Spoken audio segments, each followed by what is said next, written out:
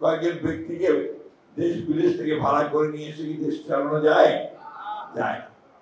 এই যে সহজ সরল কথা, এই সহজ সরল কথাটা আমাদেরকে উপলব্ধি করতে হবে। নির্বাচন না হলে আমি প্রতিনিধি নির্বাচন করবো কি করে? আর প্রতিনিধি নির্বাচনে না হলে সে পার্লামেন্টে যাবে কি করে? পার্লামেন্টে না গেলে জনগণের শাসনটা প্রতিষ্ঠিত হবে কোত্থেকে? আমরা যে এখন একটা রাজনৈতিক শূন্যতা এবং অর্থনৈতিক একটা প্রতিকূল অবস্থার মধ্যে দিয়ে যাচ্ছি, সেখান থেকে বেরিয়ে এসে একটা রাজনৈতিক অর্থনৈতিক কাঠামো যেটা বাংলাদেশের মানুষের জন্য কল্যাণকর হবে তাকে নিরূপণ করা দরকার। আসলে আওয়ামী লীগ যে ফ্যাসিস্ট শক্তি, তারা যে ক্ষতিটা বাংলাদেশের করে দিয়ে গেছে, এই ক্ষতিটা পূরণ হতে কিন্তু আপনার এত সহজে হবে না।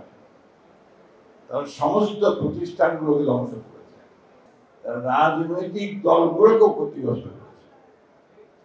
দীর্ঘ 15 বছর অত্যাচার নির্যাতন করে গণতন্ত্রকামী যে রাজনৈতিক দল, তাদের স্ট্রাকচার সেটাকে তারা বিনষ্ট করেছে, অর্থনীতিকে ধ্বংস করেছে। আমি সেটা সবাই জানি। এখন যেটা প্রয়োজন, বর্তমান যে অন্তর্বর্তীকালীন সরকার প্রফেসর ডক্টর ইউনূসের নেতৃত্বে কাজ করছেন, একটা সংস্কারের মধ্য দিয়ে আপনার গণতন্ত্রে ফিরে যাওয়া, এই বিষয়টি একটি প্রধান বিষয়। একইভাবে আমাদের নেতা জনাব তারেক রহমান সাহেব, তিনি 2022 সালে 31 দফা কর্মসূচি দিয়েছিলেন। এটার মধ্যে আমূল রাজনৈতিক ও অর্থনৈতিক পরিকল্পনার কথা বলা হয়েছে, পরিবর্তনের কথা বলা হয়েছে। এখন এটা রাতারাতি সম্ভব না। অনেকে মনে করছেন যে কয়েকজন লোক সংস্কার যারা করছেন তারা কতগুলো বৈঠক করে আপনার সংস্কারের কত বিষয় নিয়ে এসে জনগণকে দিয়ে দিলেন আর সংস্কার হয়ে গেল। সেভাবে সংস্কার হয় না। সংস্কার হতে হবে একটা প্রক্রিয়ার মধ্যে দিয়ে।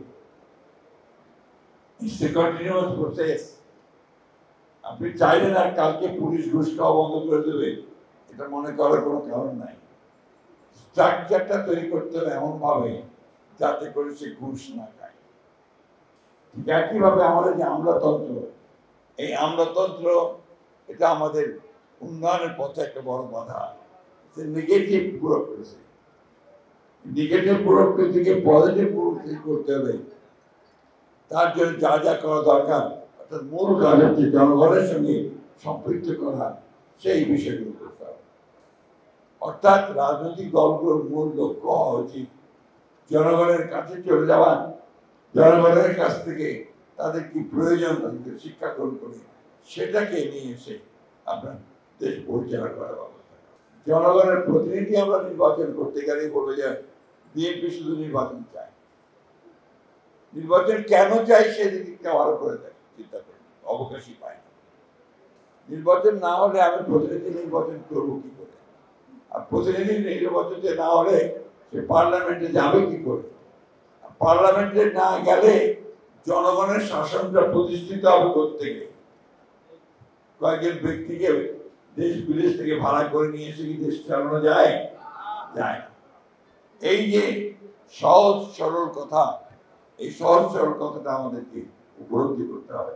একটা বাংলাদেশে এখন একটা জগা খিচুড়ি ঘটনা চলছে।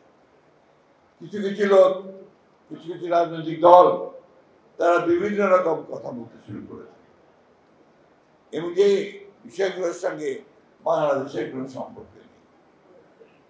যেমন আপনারা দেখুন, খুব জোর করে বলছে, জোর গলায় বলছে যে আপনার প্রপোর্শনাল ইলেকশন, অর্থাৎ আনুপাতিক হারে যে পিয়ার পদ্ধতি নির্বাচন। আমাদের সাধারণ মানুষ তো বোঝেই না যা আনুপাতিক হারের নির্বাচনটা কি। তারা জানে যে একজন ক্যান্ডিডেট দেবে পার্টি, সেই ক্যান্ডিডেটের যে মার্কাই হোক, ধানের শীষ অথবা আপনার দাঁড়িপাল্লা অথবা আপনার পুরা পাতা, যাই হোক, সেখানে গিয়ে সে ভোটের দিন ভোট দেবে, ভোট দিয়ে সে নির্বাচন করবে, তাই না? এখন ইনারা বলতে শুরু করছে না, আনুপাতিক হবে। আনুপাতিকটা কি জিনিস সাধারণ মানুষকে জিজ্ঞেস করেন তারা বলতে পারবেন না।